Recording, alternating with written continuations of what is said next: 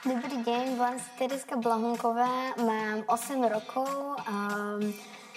Tatina ma prihlásil na túto súťaž, Trnavský tón, a veľmi radi sme sa zúčastnili.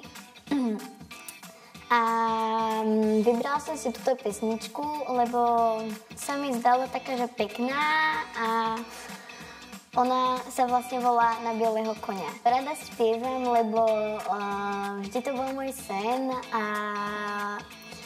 mne sa zdá, že je celkom pekný a že sa to oplatí sa to naučiť.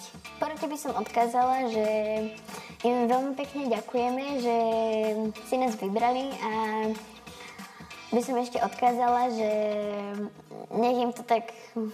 Proste nech im to ide ďalej a nech si vyberajú tých najlepších. Tak to bola Terezia Blahunková. Počuli sme, že nám zaspieva pesničku Na bieleho koňa od spevačky Kristíny. Ide o titulnú skladbu k vianočnej rozprávke Johankino tajomstvo, kde si Kristína aj zahrala princeznu. Takže ty si medzi nás tiež prišla ako taká princezna. Vítaj, dobrý večer. Dobrý večer. Povedz nám, ako si sa pripravovala vôbec na túto súťaž? Tatino ma prihlásil na túto súťaž a vybrali sme si túto pesničku, lebo bola taká ľahká celkovo.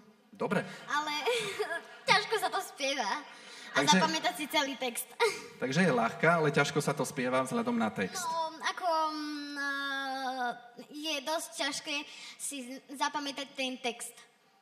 Ale dúfam, že ho vieš bez čítačky, nič tu nemáme naozaj. Ukáž ruky, či nemáš text napísaný niekde. Dobre, si pripravená na 100%. Spevačku Kristínu tiež nejakým spôsobom obľúbuješ, alebo to bola taká náhoda?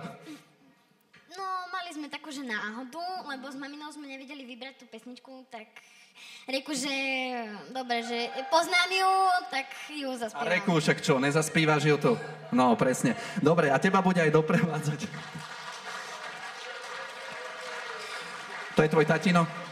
Jozef Blahunka bude doprevádzať Tereziu Blahunkovú. Tak nech sa páči, sme zvedaví na tvoj spev Na bieleho koňa od spevačky Kristíny.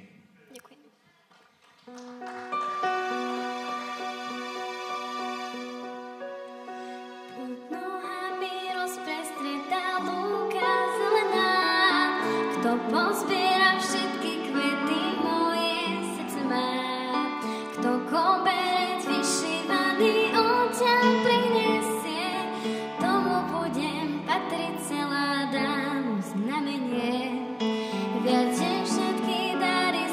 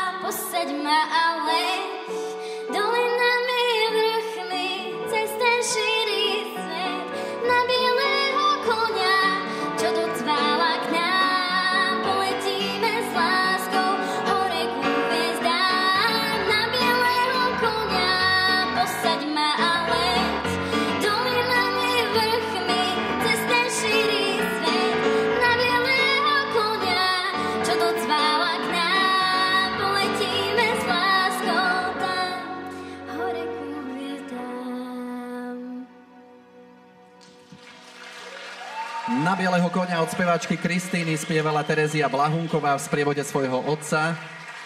Tereska, teraz, tak ako v Superstar, predstúpime pred porotu. Môžeme ísť bližšie, aby zhodnotila porota tvoj výkon. Nechám na vás, kto sa ujme slova ako prvý. Takže, milá porota, počúvame. Ako sa vám páčil spev Teresky Blahunkovej? My sme najprv museli zistiť, že si musíme zapnúť mikrofón. Áno, počujeme vás, fungujú. Už sme to zistili. Takže, začne moja žena. To už sa dohodnite. No, za mňa, Terka, mne sa to veľmi páčilo. Celá si sa mi páčila, ako si krásne komunikovala aj s nami, aj s ostatnými. Vôbec si sa nehanbila. Koľko máš rokov? 8. No, tak ja keď som mala 8 rokov, tak toto som naozaj nevedela takto pekne komunikovať, takže ja som s tebou veľmi spokojná, veľmi sa mi to páčilo, aj si krásne spievala, krásna skladba a bolo vidieť, že si naozaj ten ťažký text aj precítila, že si presne vedela, o čom spievaš. Krásne. Koľko má hovoriť porodcov, pán moderátor? Koľko chcete? Vždy to bolo, že každý hovorí. Vždy to bolo, že každý hovorí. Poprosím vás ešte Ale toto, my máme vlastnú súťaž, prvý ročník, tak ako chcete. Poprosím vás ešte jeden veľký potlesk pre pána moderátora. Lukáš Pinček! Ešte, že nemusím spievať, aby si ma hodnotil, čo? Nie. Ty budeš teraz taký kat, môžeš byť. Vôbec nie. Práve, že ja som mal pocit, že to nie je ani súťaž dokonca, že sa pozerám už na jedno normálne, profesionálne vystúpenie, za ktoré som mal chuť aj zaplatiť.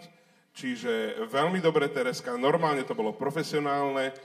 Skvelé je, keď spevák spieva a porota sa nemusí sústrediť na to, že či ten spevák ten tón naozaj vytiahne, či ho trafí intonačne a že sme mohli byť takí ako keby uvoľnení a užívať si ten tvoj spev. A úplne si pamätám, keď som mal 8 rokov, že najťažší moment celej pesničky bol vždy pre mňa medzihra, lebo som vôbec nevedel, čo tam mám robiť, že čo teraz mám tu zdvihnúť ruky, alebo len tak stáť.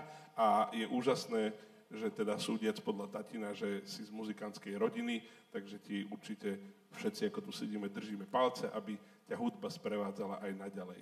Ďakujem.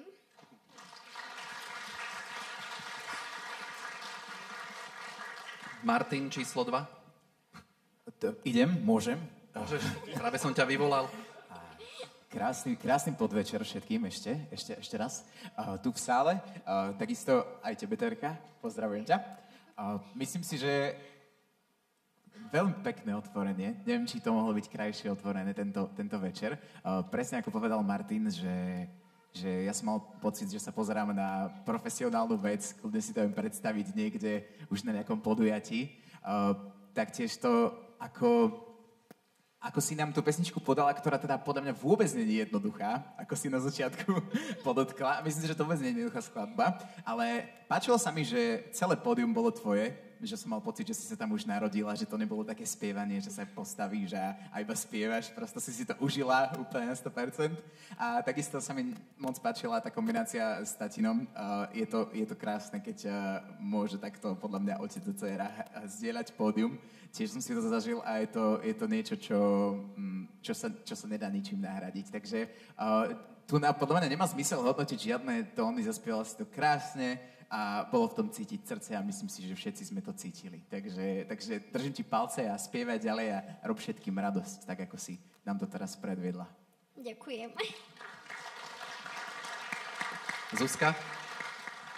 Tereska, a ja ťa chcem pochváliť, bolo to veľmi pekné a ja by som ťa chcela pochváliť obzvlášť za dynamiku, ktorú si do toho dala a ten výraz, veľmi dobre. A venuješ sa spevu, áno, chodíš do nejakej základumeleckej školy, alebo tak? No, ja chodím zatiaľ len na hosličky a na tanečnú, ale možno budem chodiť aj na spev. Choď, určite choď, nech si bol pracujú, pretože by som ťa chcela počuť napríklad o takých 5-6 rokov. Veľmi dobre, super. Ďakujeme. No ešte napokon Ingrid. Tak príjemný dobrý večer všetkým, aj tebe, Tereska. Ďakujem. A takisto ti chcem poďakovať vlastne za toto vystúpenie. Veľmi oceňujem, že ty nemáš žiadnu trému. Ty asi nie si veľmi trémistka, že? No, tak na začiatku som mala, ale není to až také hrozné. Pohoda. Si skvelá, veľmi dobre som nepočula ani jedno zachvenie hlasu, čo akože tréma sa veľmi vie podpísať na tom, že sa ti roztrasie hlas, ani náhodou u teba. Priznám sa, že ja túto pieseň nepoznám a ja som mala pocit, že je tvoja. Takže taktiež za mňa veľmi dobre a len tak ďalej. Ďakujem. Ďakujeme za veľmi pekné hodnotenie. Terezia Blahunková, nech sa páči, môžeš ísť medzi ostatných a užívať si výkony ostatných. Konečne to máš za sebou.